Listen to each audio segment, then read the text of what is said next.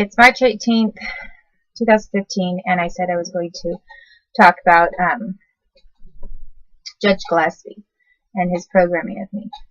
So,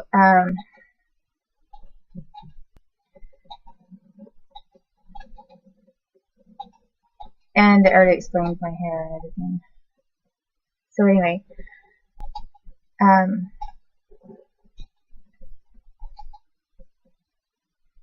what I'll talk about is some of the things he did and some of the things he said, and then how Mike Tanzer later seemed to be playing off of that when he raped me.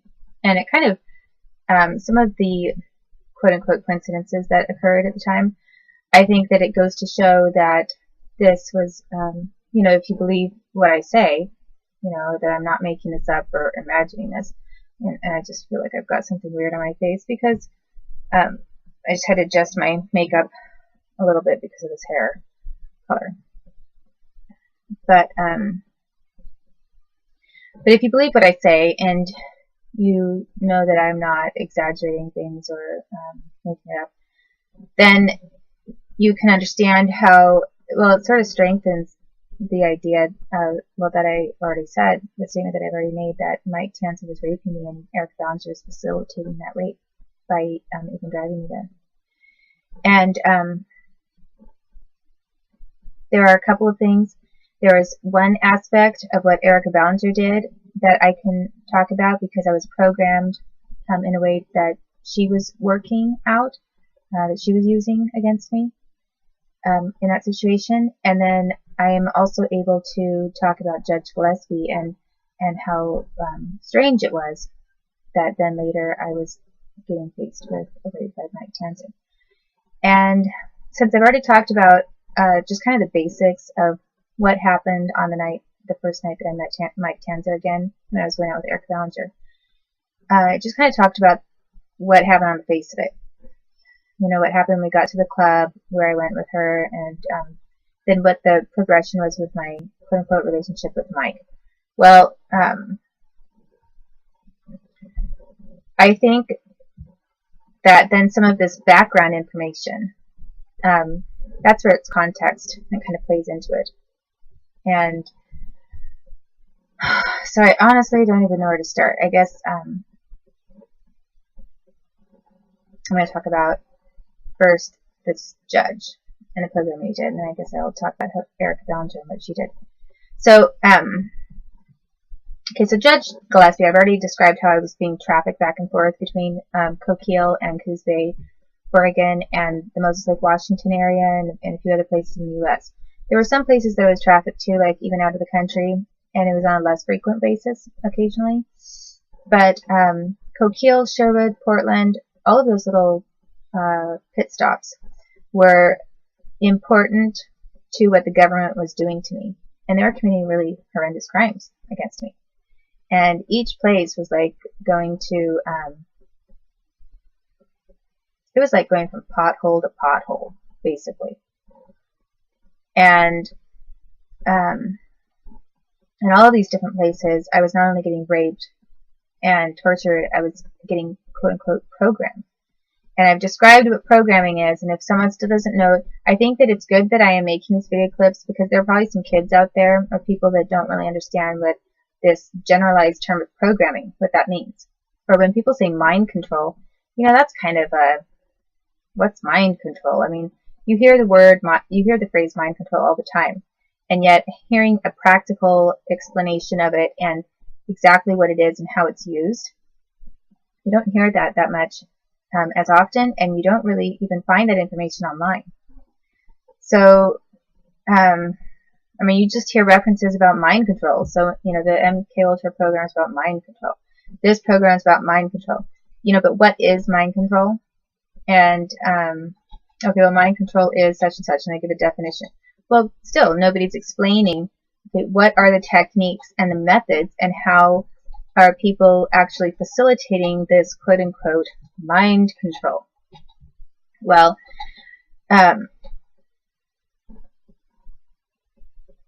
for a split second I thought this was really weird because I looked like Kate Middleton with like a scad of makeup on.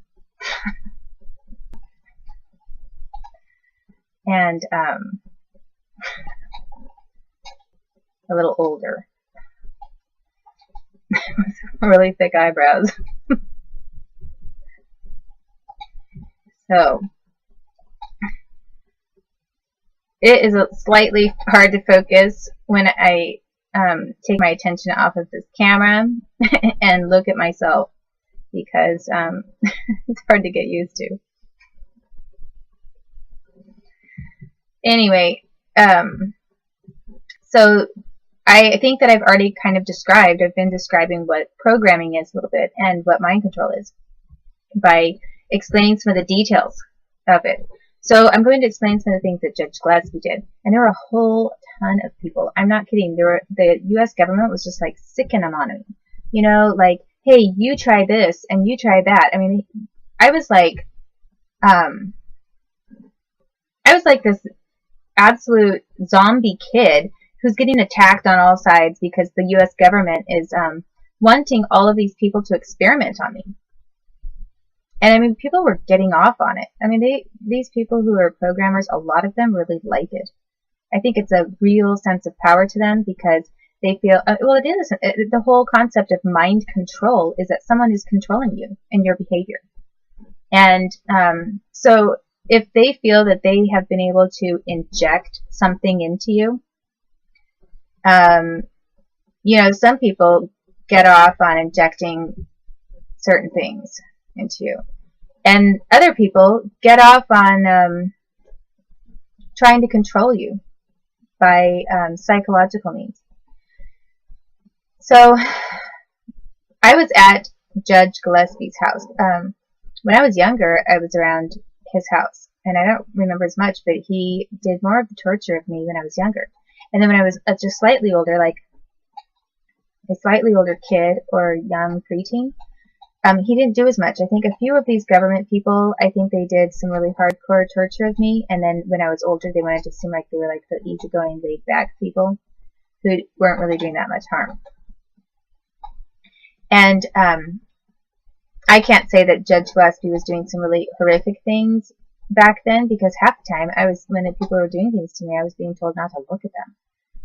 But I do know that he was building off of some of those things that were done to me on a very bad level.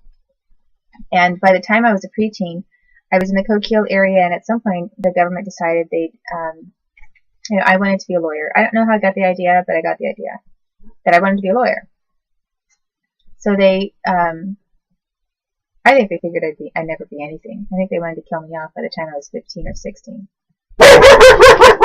But, Nanette, quiet. But they had this,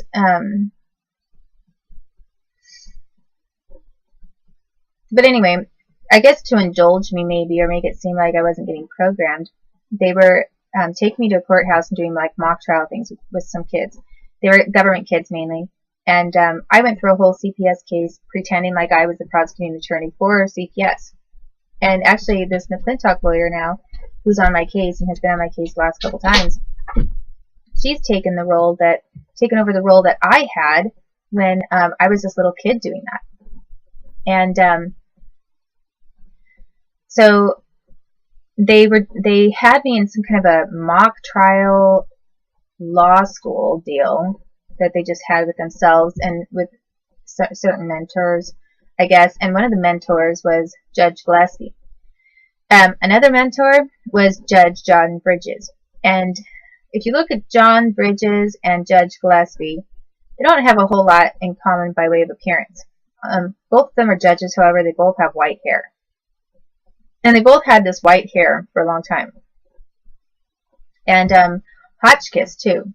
Judge Hotchkiss is another one who's just kind of like, you know, if you're a kid and you're not paying very close attention, it's just like another judge with white hair, you know?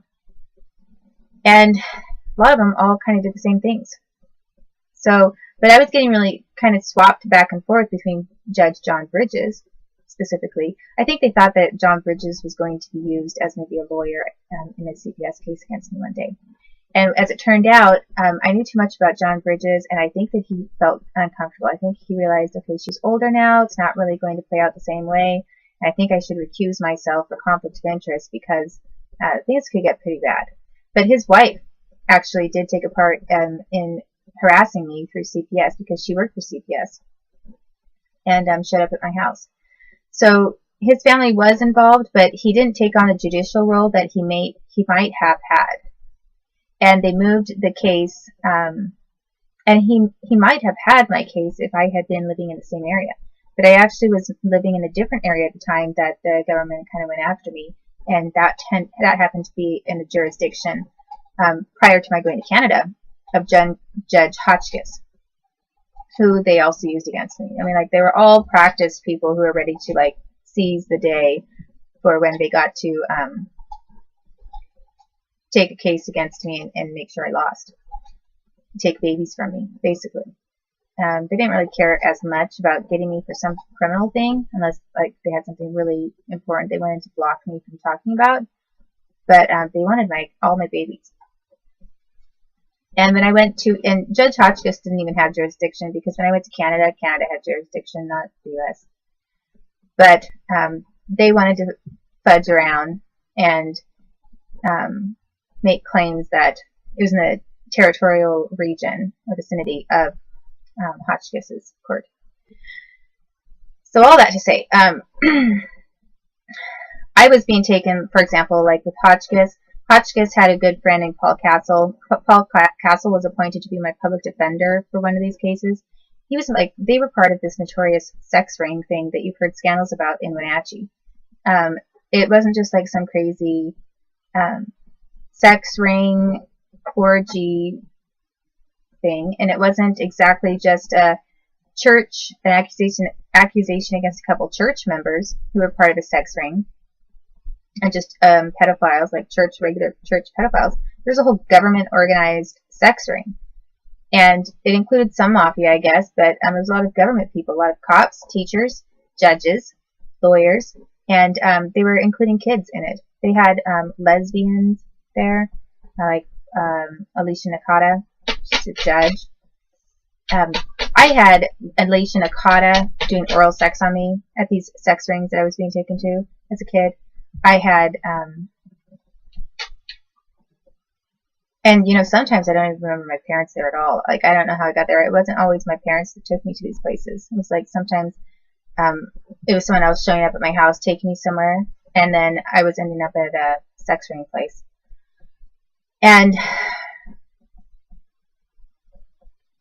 so then the Judge Bridges was also part of that sex ring thing, and Judge Gillespie, I don't specifically remember as part of their sex ring. Like, I don't remember him traveling or showing up there, but maybe he did, but I don't remember him specifically.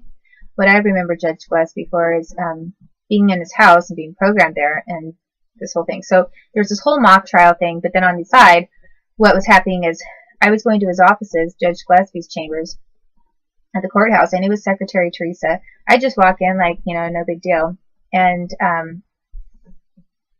say hi to her. She's always nice. And then I go to Judge Chambers and we talk about legal stuff, give me tips on things, and I felt I was being mentored.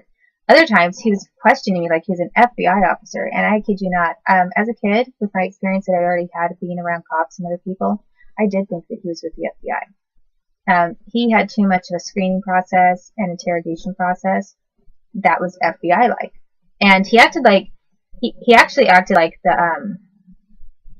he acted like someone that the FBI would use undercover, quote unquote, for interrogating kids, which is maybe why he does a lot of these CPS cases. But he was asking things like, I'd, you know, come back from Russia, and he was asking things like, you know, who did I know in Russia? What did I think of this and that?